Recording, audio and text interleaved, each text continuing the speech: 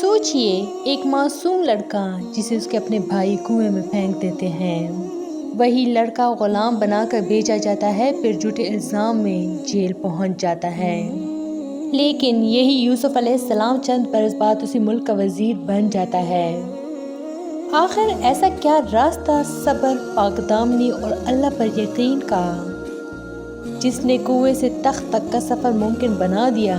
اگر آپ نے یہ راز جان لیا تو شاید آج کے بعد آپ کی زندگی کا غم بھی چھوٹا لگنے لگے۔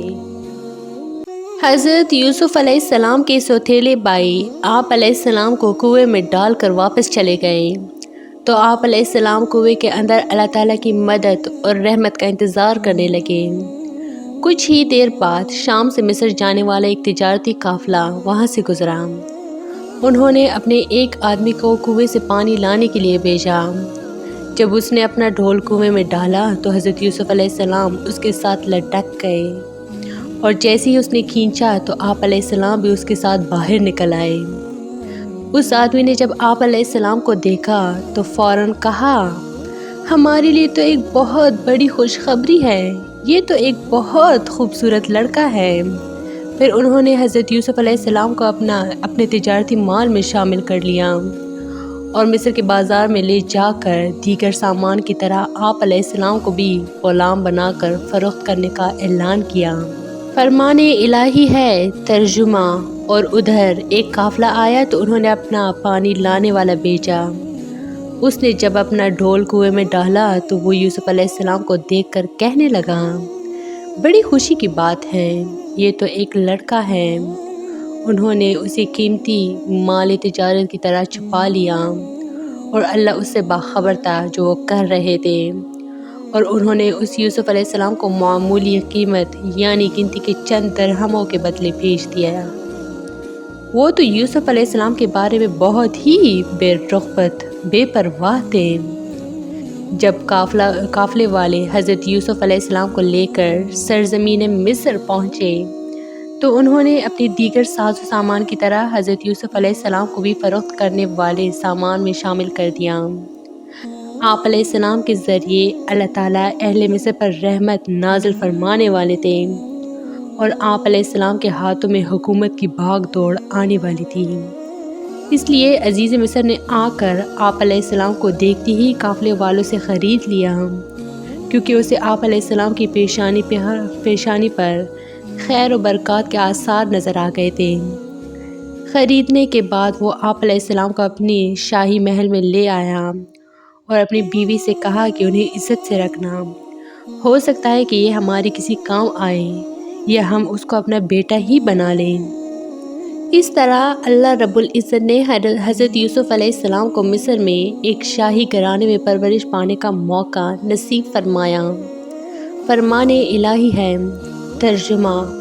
اور مصر والوں میں سے جس شخص نے انہیں یعنی کہ یوسف علیہ السلام کو خریدا، اس نے اپنی بیوی سے کہا کہ اسے بہت عزت و احترام کے ساتھ رکھنا، بہت ممکن ہے کہ یہ ہمیں فائدہ پہنچائیں یا اسے ہم اپنا بیٹا ہی بنا لیں۔ یوں ہم نے مصر کی سرزمین میں یوسف علیہ السلام کے قدم جما دیے تاکہ ہم اسے معاملہ فہمی یعنی کہ خواب کی تعبیر کا علم سکھا دیں، اور اللہ اپنے ہر کام پر غالب ہے، لیکن اکثر لوگ نہیں جانتے۔ حضرت یوسف علیہ السلام عزیز مصر کے گھر میں پرورش پا رہے تھے اور اپنے والد محترم کی تعلیمات کے مطابق اللہ تعالیٰ کی عبادت کر رہے تھے۔ جب آپ علیہ السلام جوانی کی عمر کو پہنچے تو اللہ رب العزت نے آپ علیہ السلام کو علم و حکمت سے نوازا اور منصب نبوت پر فائز فرمایا۔ فرمان الہی ہے ترجمہ۔ اور جب وہ یوسف علیہ السلام جوانی کی عمر کو پہنچے تو ہم نے اسے قوت فیصلہ اور علم عطا فرمایا، اور ہم نیکوکاروں کو اسی طرح بدلہ دیتے ہیں۔ حضرت یوسف علیہ السلام جب جوانی کی عمر کو پہنچے تو آپ علیہ السلام حسن و جمال کا پیکر اور انتہائی خوبصورت تھے۔ عزیز مصر کی بیوی آپ علیہ السلام کے حسن پر فرفتہ ہو گئی اور آپ علیہ السلام کو ورغلانے کی بہت کوشش کی۔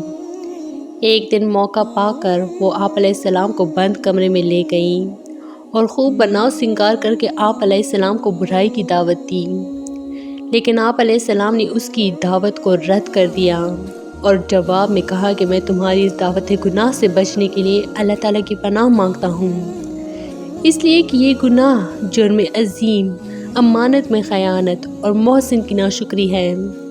تمہارا شوہر میرا محسن ہے اور یہ کیسے مناسب ہوگا کہ میں اپنے محسن کی عزت سے کھیلوں؟